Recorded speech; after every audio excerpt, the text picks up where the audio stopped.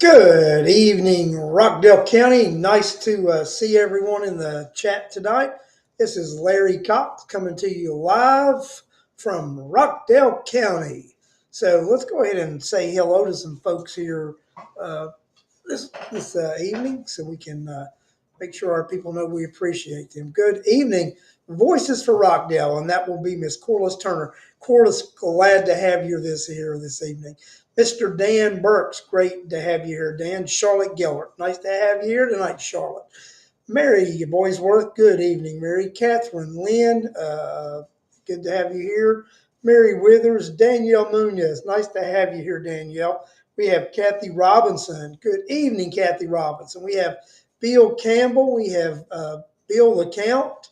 Um, let's see here if I've got anybody else on here. Tina Hobbs, nice to have you here tonight. Tina Hobbs is great to have this crowd, this audience here this evening, and uh, you know uh, what can I say? It has been an exciting week in Rockdale County.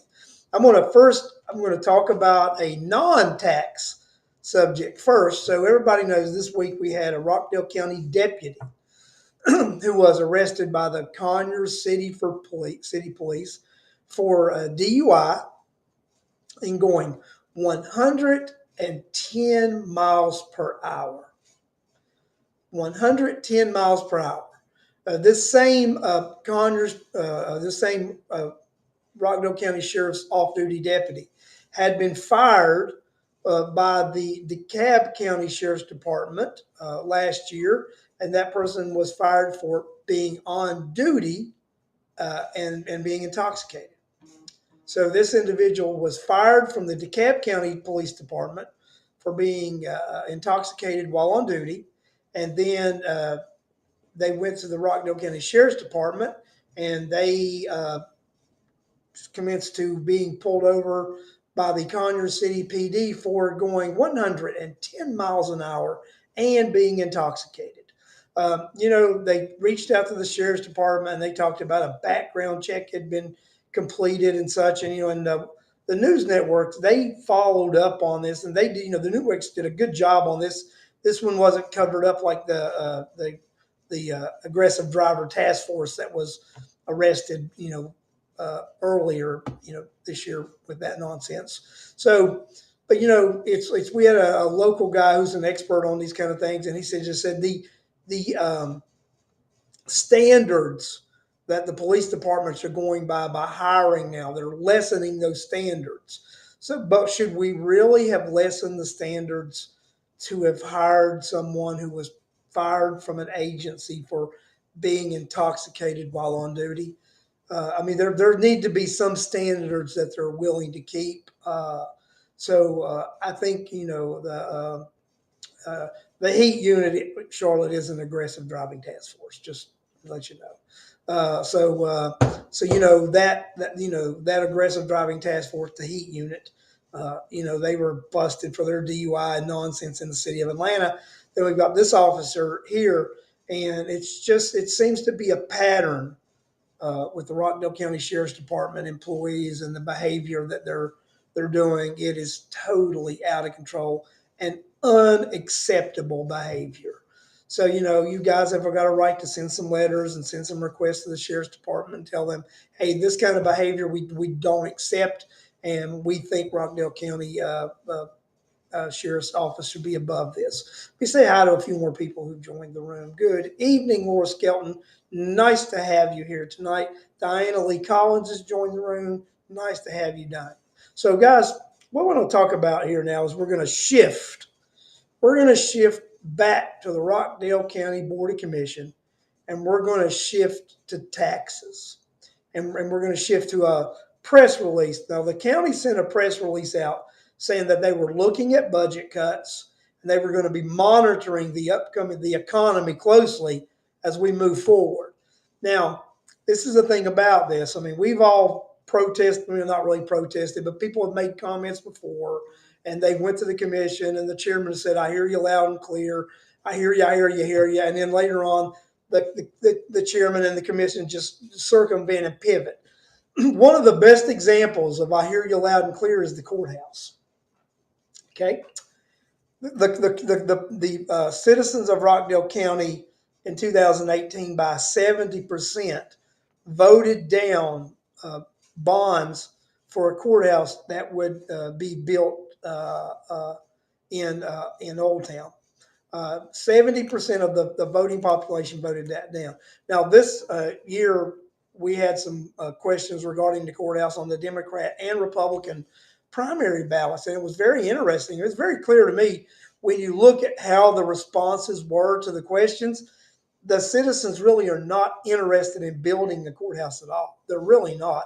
I believe if we would have asked the question, do you want to renovate the existing courthouse and maybe add on a little bit? They'd have probably said yes to that. But it is very clear by the answers that the population, that both Democrats and Republican primary voters gave, they're not interested in building a courthouse anywhere, whether it be Parker Road or in Old Town. I believe their preference would be to remodel and do a little renovation to the one we have. And you know what? I'm perfectly fine with that. I really am. I think that may be the solution that would be beneficial to everybody. But guess what, guys? That's just not going to happen. This PFA was passed. They're going to borrow their $110 million. They're going to raise your taxes again when those bonds are issued, because they are going to raise current taxes because they can't create a new funding mechanism because it's in the PFA that they can't. So they are going to get the assessor's office to inflate your property values to increase those taxes to pay for those bonds. That's exactly what was going to happen. Just, sugarcoat it. But this BOC sends out this press release and talks about possible cuts that can be made. So they don't mention any cuts that they're going to make. I believe that as many people, if not more, should attend that meeting on Tuesday. And every single person that goes up and speaks needs to say, we want to stay here and hear what cuts you intend to make. During your comments, tell us what specific cuts that you're looking at to reduce spending in Rockdale County and pass those savings on to the taxpayers of Rockdale County. Because that's what it comes down to. It comes down to passing savings on to the taxpayers of Rockdale County in the form of tax reductions on property taxes. That's what it comes down to. Now, I don't think that should solely. I think we've unjustly attacked only the Board of Commission. The Board of Education needed this same fury, and they didn't get it when they were doing their millage rate hearings. But this is the thing about it, guys. It's government. Government can change their mind and do things, and just because they pass that millage rate and they've got, it doesn't mean they can't amend their budget and amend that millage. It doesn't. It really doesn't. They can actually do that. Now, they may do a song and dance and tell you, we've already done this and we had these 3 meetings. But I think after we have this final bunch of millage rate stuff for the Board of Commission, I think we need to organize, send the emails out, send the blast out. We need to get 150, 200 people to show up at the BOE and say, you know what, people just really didn't understand at the time how important this was. But now they do, and I think they do. I think they begin to get it when they see how significant these BOC increases are. But, guys, the most significant increases really come from the Board of Education. And I think we need to, after we have these meetings with this BOC and attempt to get them in somewhat of accord with our way of thinking, then we need to really double back and go back to an offensive with the Board of Education, because that's what this is. This is a taxpayer's offensive. Because we just can't sit back and think they're going to do the right thing by us. Because how has that worked out so far? The taxes keep going up, the budgets keep going up, and you keep getting less and less in your checking accounts and in your wallet. That's what's been happening with us relying solely on just depending on elected officials doing the right thing without citizens implementing pressure. Because you can do this a diplomatic way and a nice way, but still put pressure on these individuals. I mean, you had many of people that went to the that last Tuesday night meeting, and they point blank told the commissioners, "We don't have to vote for you in 2 years. The two of you that are coming up, we can put new people in here that align and think the way we do." And that's exactly the mindset that the voters of Rockdale County need to get.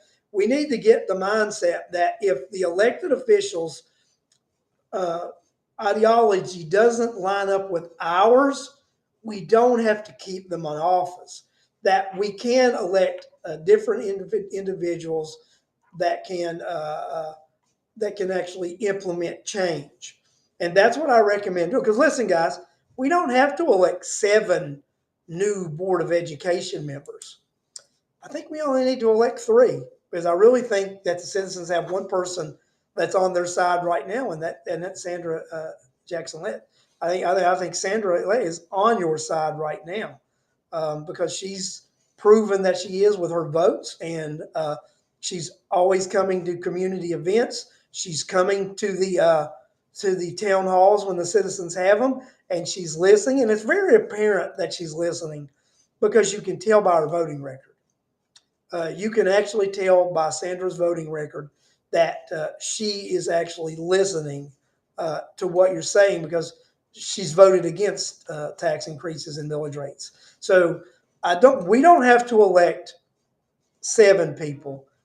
The math that I'm looking at somebody's voting record, there are 5 people up for election coming in 24 on that board of education, and we need to see how those people stand. And you're right, um, Charlotte. We don't know how Janie Jones is going to stand yet, and that's yet to be determined.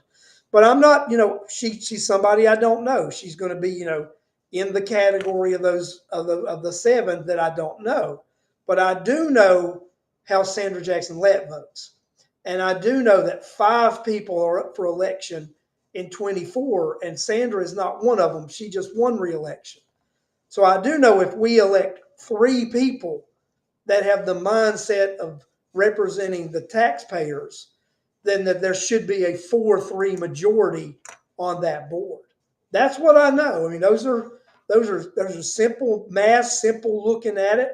Um, that's what I think. But it would be nice to elect 5 and have a 6-1 majority, or possibly, it would be nice to elect, at least 4 to 5, and have a 5 or 6 person majority that would represent taxpayers. Would be nice. But just so we all know, I think we only have to elect 3, and that's in my opinion, that's a doable number. It is a very doable number, especially in a primary where everyone, Democrats, Republicans, and independents that vote in a primary, cast votes in that nonpartisan race. It is a very doable election to elect people who would represent the citizens, the taxpayer. I was going to say it.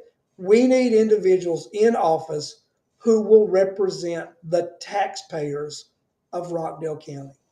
That's truly what we need. We need representatives in our offices in Rockdale County that will look after and make sure that the most vulnerable in our communities don't lose their homes, and that will be our senior citizens. Those are the type of individuals that we need to elect to office in Rockdale County. And I'm just telling you, right now, I don't know if I see that. I mean, just tell you, there's a couple people that I am very confident that I believe they have the interest of the people at heart. And I'm going to tell you those 2 individuals that I have confidence in, and that's Sandra Jackson Lett and that's Rhonda Taylor. Those are just 2 representatives, one on the Board of Education, one a state house member, that I have seen that have concern for the taxpayer, that have concern for the most vulnerable in our community, and they have attempted, in my opinion, to represent those individuals and everyone else. I think they have. So I just think we need to, get on board with the rest of our state delegation, and we just need to fill them out and see who really does want to represent us in Rockdale County, and think that we need to come first. That's what I believe. I believe that's what we need to do. So, I've talked to folks about some action that the Rockdale voter is taking place. And like I said, it's a little late in the show. I should have done this at the beginning, but hey, guys, like and share this show, because we talked about, and at the town hall we had a few weeks ago, people mentioned, well, there's no mechanism for people to know what's going on in this community. We don't have a true local newspaper. We don't have a local radio station. We don't have a local TV station, which we really don't. And local papers are just different now. They're bought by these larger conglomerates. They do cookie cutter articles and paste things, and one person is doing 10 things. So they just write these general articles, don't do investigative reporting any longer. So the local citizens don't get that interaction and that information that they used to get years ago. Um, so this is what we need to do, guys. We need to we need to make sure that shows like This Week from Rockdale, that the TPS report, that scratch me here, guys, that individuals like Corliss Turner with Voices from Rockdale that use media mechanisms like Nextdoor, that groups like the Rockdale Voter. Go to that website, fill out the petition, subscribe to their email list, because the goal of the Rockdale Voter is to obtain 10,000 emails of Rockdale County citizens, so that we can have a massive email list that we can inform citizens of what's going on. Rockdale Voter's just been around a little over a year, and we have accumulated around 1,300 emails at this point in just a little over a year, with the few things that we have been working on. So, we encourage you, share shows like This Week from Rockdale. Make sure that people that want to know what's going on locally, that they do know what's going on locally. And I've noticed here as of late, as I'm in the grocery stores, and I'm at the QT, or I'm at the different places now, people are coming up to me and say, "Hey, you're that guy that's got that show. I recognize you." So more, and it's not about me, guys. Trust me. This is not about me or anybody recognizing me. This is about the community. This show is about giving this community a voice, and what's going on in this community. That's what this is about. That is exactly what's going on in this community. So it's about giving people a voice and making sure they're aware of things that are going on. Uh, when that press release came out on Friday and Alex McDonald got it, he immediately did a special report on This Week in Rockdale, which, Al and I used to do that show a long time ago. He only uses that platform now to do special events, special segments, special reports, right? So he used that avenue, that media outlet, to let people know that he felt that the press release was a trick. And Alex and I discussed it, and we both are in accord with, we don't actually believe Oz Nesbitt and that administration when they put a press release out like that. We think it is just an appeasing statement to try to get people to back off. And then they're going to just circumvent it, not really do anything. But that statement, they're hoping, will make people feel better. It's a feel better statement. It's what it is. Well, we've heard you, and we're going to look at cost cutting measures. They're not looking at any cost cutting measures. They're looking at, I'm going to trick you measures. So that what we need to do is realize it's all smoke and mirrors. It's trickery.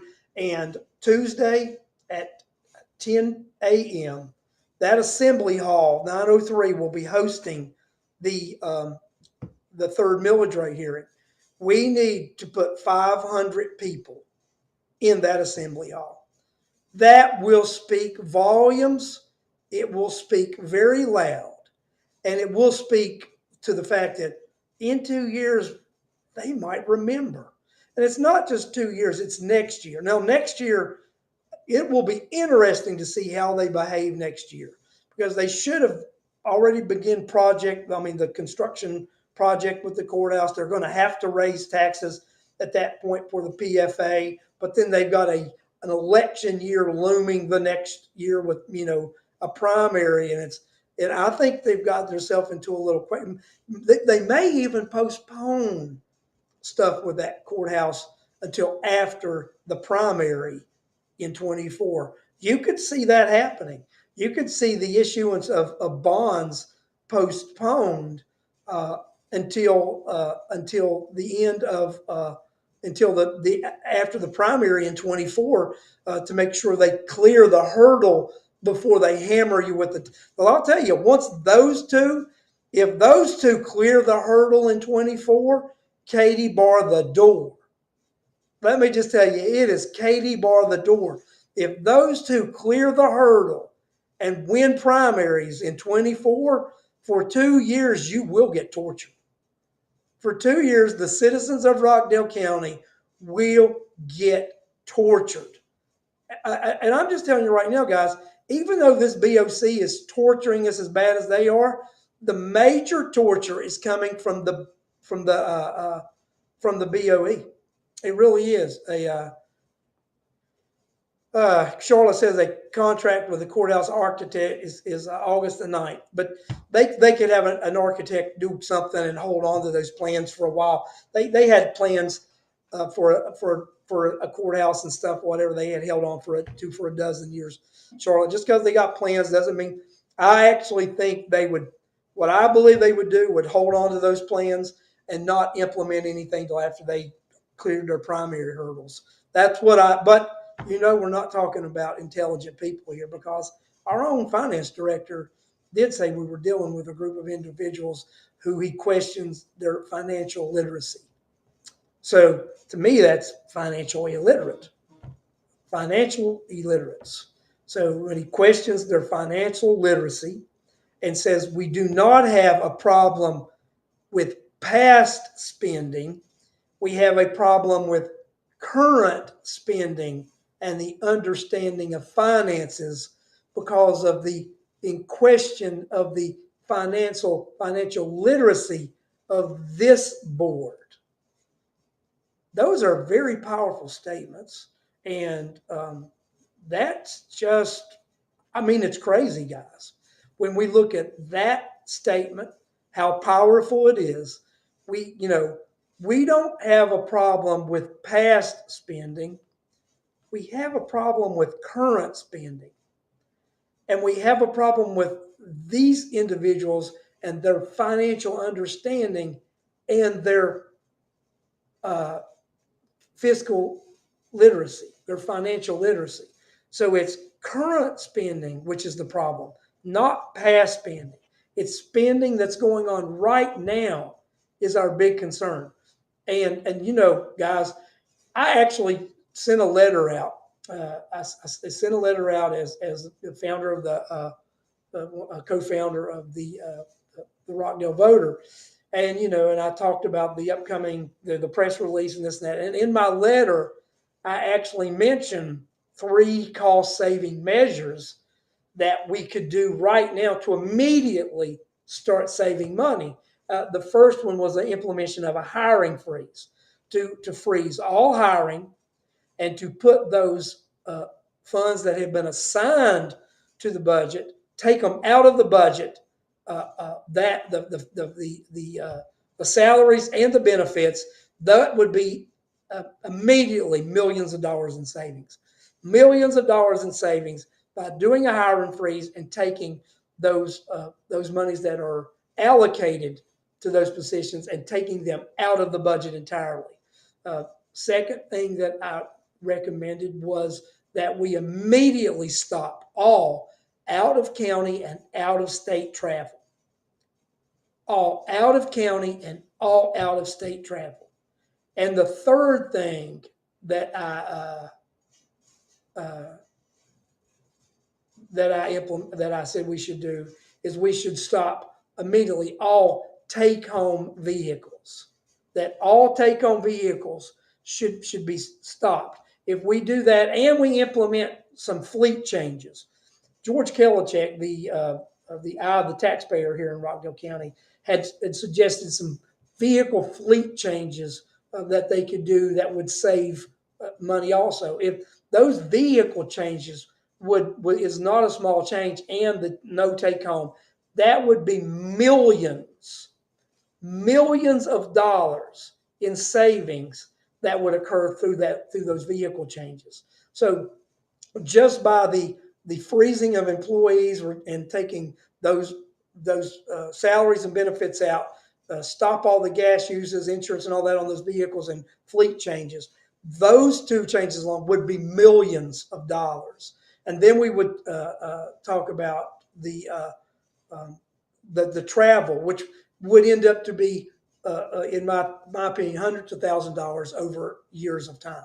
So that's what we need to do. I mean, that is exactly the type of behavior and the type of things that we need to look at doing in this county. So Corliss had mentioned the forensic audit, and I do want to talk about the forensic audit because I'll tell you, one of the petitions that the Rockdale voter has on their site right now is in conjunction and cooperation with former Chairman Richard Oden, is calling for a forensic audit. Now, there are well over, I would say now with the last week or so, well, I'd say it's pushing, it was 288 a week and a half ago. I'd say we're pushing just the Rockdale voter site in up near 400 requests for a forensic audit. And Chairman Oden had a couple hundred. So I'd say we're right now pushing in the neighborhood of, just 600 people asking for a forensic audit. There were people that spoke at the meeting last Tuesday, a lot of them requesting an audit. An audit would be an excellent idea because it would identify the way some of the spending occurs. And I talked about something Wednesday, and I am going to speak on it tonight. Still waiting on some information to get back, but I do want to speak about it.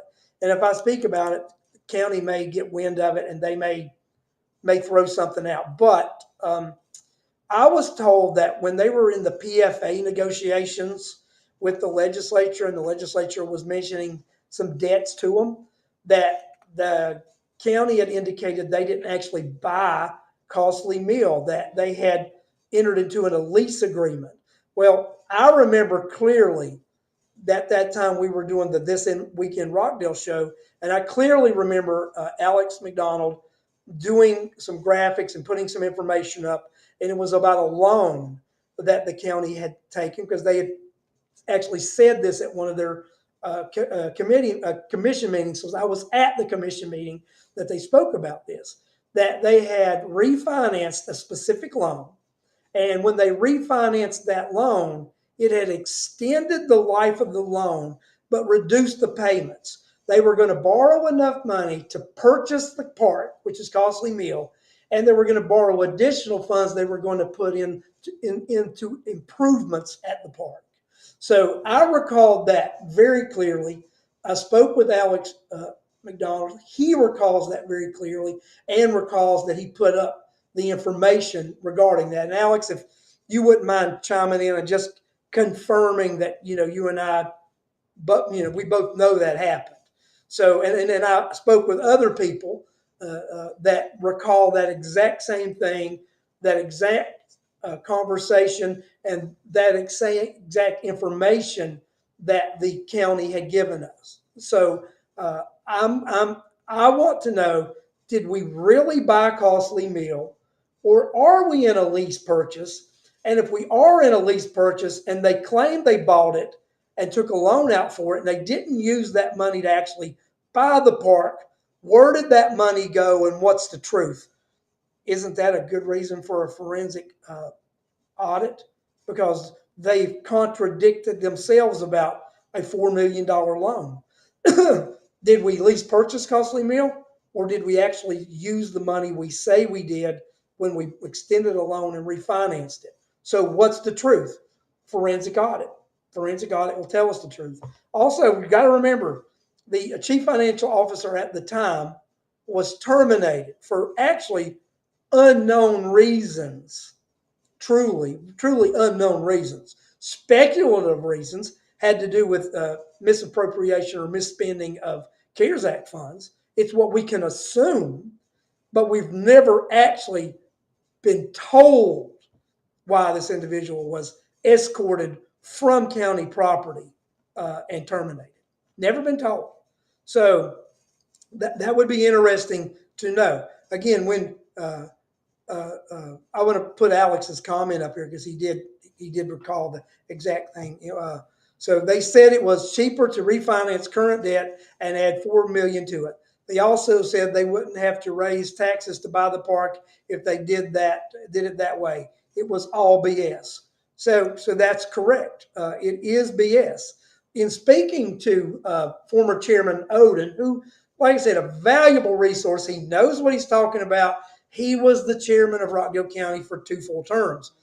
Chairman Odom explained that when the county goes into purchases like Costly Mill, the Clay Building, and the PFA and the tax, I mean, not to say, but the raises they're going to give employees and such, he said there's a lag between the time the bill comes due and when they actually have to pay for it. So he says it's about time some of those purchases they've made, the bills coming due, so that the need for such a significant tax increase. I'd seen an article the other day. We had talked about the 65% total increase that was possible with the 45, the city of Conyers, and the BOE. That would have been the highest property tax increase in the country if Panama City Beach hadn't have proposed a 67% property tax increase last week. So thank God that somebody is crazier than the Rockdale County people to do that. So we wouldn't have at least been first if that would have happened. So somebody else beat us to the insanity. But guys, the fact that we're having to battle this kind of insanity is that's ridiculous. Oh, yeah, Alec, I do want to. That is an accurate comment. I do want to put that up. That is also the same year that they slashed the host that they did this loan and made these comments. So that is accurate. So, and then also Doreen Williams justified tax increases because we have the host. Because you and I have a host that offsets some of our tax increase, we can afford to pay more taxes because we have the host. We implemented the host so we could get a tax break and not pay as much taxes, not that we could be double taxed. And that's exactly what it comes down to because, we're being double taxed now. Instead of getting our tax break, they've taken 30% away from us, then was going to add 45%. So that would have been that's 75% us in the hole. I mean, that's the way I look at it. I look at it as us being 75% in the hole using their math. That's the way I look at it. But guys, the host was something that taxpayers of Rockdale County voted on you're correct, Al. It is a prepaid thing that gives us gives us tax relief. Not really tax break, gives us tax relief. So, but the DeKalb County realized that in 2016 they got the local delegation in 16 to change their host to an e-host, which was made it 100% that the funds go to reduce taxes on somebody's primary residence. And DeKalb County had got to where they were doing 50-50. they were ciphering off 50% uh, of that. So they were siphoning off 50% of the host tax that they were getting in DeKalb County. So and when they introduced their legislation, I read a nice article about it. The article said that the county already had a mechanism to do capital expenditure, and it was called the SPLOST. And they defined the host monies being used for capital expenditure as double dipping. Now that's a group of Democrats in DeKalb County who had used that logic, that by using the host funds for capital expenditure also, and also having a mechanism called the SPLOST, that they were double dipping. So the legislature approved that in DeKalb County in 2017. And we modeled our legislation after that legislation, the House Bill 1102, which passed and is known as the Rockdale County Revised Host Act of 2020. So as I've told many of you in the past and talked to you before, we got the band back together on that. We are now actually circulating that petition again. I just got some. We had 2 pages filled out the other day. We are going to begin some signature events for that. We are going to have that at the Fall Festival in Old Town. We'll have people signing that at that booth. We are going to organize weekends where individuals will be going out and we'll be going to certain neighborhoods and having those signed, and then and then individuals can request to have a couple of sheets. They can come get the sheets from us, and then we will arrange getting the sheets back from them. There's a specific way that these sheets have to be filled out, specific information, because these sheets become legal documents because they are used for the Rockdale voter, which has filed their official petition to be able to get that piece of legislation on the ballot so that the citizens of Rockdale County can recognize 100% of the host tax funds to be used to reduce property taxes. So instead of the 70%, it will be 100% of the funds collected will go to property tax reduction, as the citizens thought that it was going to originally. When this legislation was initially passed and stuff, trust me, that part that the county could siphon money off was in very small print, and they assured the citizens at that time that they were going to apply 100% of that to tax relief. They didn't have to worry about it. Trust us. Trust us. We'll do the right thing by you. Trust us. We'll cut the budget. Trust us. We're looking out for your best interests. Just trust us. Trust us. We don't need to do an audit. Just trust us. I don't think there is a trust factor between the taxpayer and the elected officials in this county. There's actually a lack of trust between the citizens of taxpayers of Rockdale County and the elected officials of Rockdale County, who do a great job of spending our money. Now, I am going to make this comment. I've made this comment several times, and I'll continue to make this type of statement. We don't have a money problem. We have a spending problem. We do not have a money problem. We have a spending problem. When we look at the host, the SPLOST, and the e-SPLOST, and you take that over a 20-year cycle with the collections that we're getting now for this penny, and it's penny for penny, penny for penny, the SPLOST, host, and e-SPLOST collect money. Over a 20-year cycle, that is $1.2 billion that is collected in Rockdale County that should be going toward infrastructure for the county and for the Board of Education. $1.2 billion of money that should be capital expenditure and infrastructure. So if the county and the BOE and the city would allocate all these infrastructure funds and capital expenditure funds to capital expenditure and infrastructure, we should not have an infrastructure problem in this small landmass county.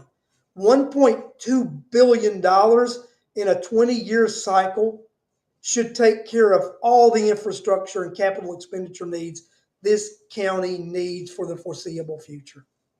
It's just allocating the funds properly, budgeting them properly, and spending them the way they were intended to be spent.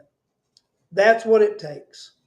So guys, it is out of control spending that is causing these problems. If we could get this spending in control, then the citizens of Rockdale County could get much needed tax cuts and tax relief. There is no problem financing or paying for the Senior Homestead Exemption Act that we want to pass. There's not one reason that it can't be paid for and taxes not be raised. Not one single reason. And that's what the citizens of this county need to say is you are an extension of our voice. Do as we say.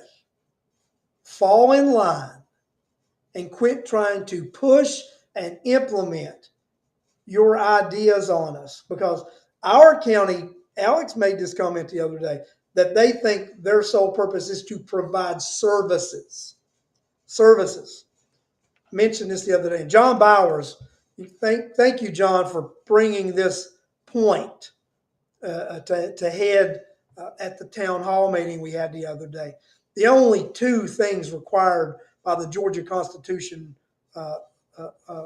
from this county government is to provide police and fire services.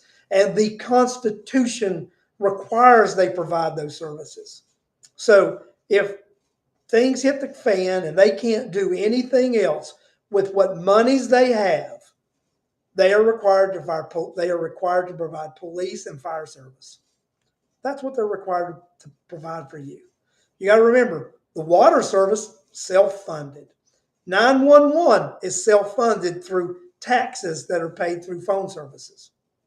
So we have a lot of services that are self-funded. The major expenditure in this county that this county's budget goes to is payroll. We have too many employees. We have too many vehicles. We have too many services that revolve around county employees. When we look at the county employees, over 90% of directors and deputies don't live in the county. Overall, it's over 80% of county employees that do not live in the county. That means that during the CARES Act and ARPA fund monies, when those things were going around, and when Rockdale County was not providing those funds to help citizens, that Rockdale County employees that didn't live in Rockdale County could take advantage of getting raises and other things from CARES and ARPA funding, and then they could go home to their home counties and collect on the benefits that their counties were providing residents through ARPA and CARES Act funds. That's reality. That's not something that's made up. That's reality. County employees that have director and deputy director positions should live in Rockdale County. When you look at that list of vehicles that are take-home vehicles and the number of vehicles that are leaving Rockdale County on a nightly basis is ridiculous. It is uncalled for, and it should not be tolerated by the citizens of this county. And that's why it is so important that this coming Tuesday, that you and I and every able-bodied citizen in Rockdale County that can attend that 10 a.m. tax increase hearing at 903 Main Street should be there. I encourage each and every able-bodied taxpayer that is able to go to attend that 10 a.m. tax increase meeting at 903 Main Street in the auditorium. Seats well over 500 people. We need to see 500 Rockdale County taxpayers in those seats. You need to let your voice be heard, and you need to let people know that these elected officials know enough is enough. And as citizens, and not just citizens, but as taxpayers in Rockdale County, that you've been hemorrhaged enough, and the hemorrhaging will stop. So I'm encouraging all of you, share this show. Share the word and share the message. If I want each of you to bring two friends to that meeting if you can come. Make sure that everybody in your neighborhood is aware of that hearing this coming Tuesday. Make sure that they're aware that at what's at stake. It's their future. It's your future. It's the taxpayer of Rockdale County's future that is at stake this coming Tuesday. And it is so important that you send a message by your presence.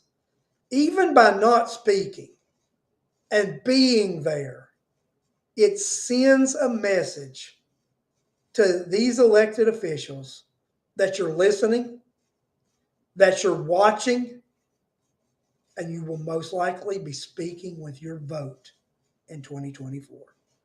I'm going to thank everybody for listening to me this evening. I want to thank each and every one of you for helping spread the word about this coming hearing. And I want to thank you for being concerned about Rockdale County and concerned about the mess that we're in. Because without each and every one of you and your voice and your concern, we can't make this happen. Without each and every one of you that joined the call that Voices for Rockdale and the Rockdale Voter put out last week, we wouldn't have been successful in organizing and those people, those taxpayers showing up for that hearing. So guys, thank you for coming on here tonight. Remember, share and like this show. Let's make sure that people have a voice. Let's make sure they have a way to hear about these kinds of things in our county. I will continue to broadcast this show as long as I am physically able. And right now, there's no physical reason that I shouldn't. But I want you to know I'm on your side, I'm in your corner, and I'm here to fight for you, the citizens of Rockdale County. You can count on me, and I want to count on you because this is a team effort. Thank you, everybody. I look forward to seeing you at that meeting on Tuesday, and I look forward to reporting back this coming Wednesday on the midweek report of how successful and how many people showed up to let their voice be heard. Thank you and good.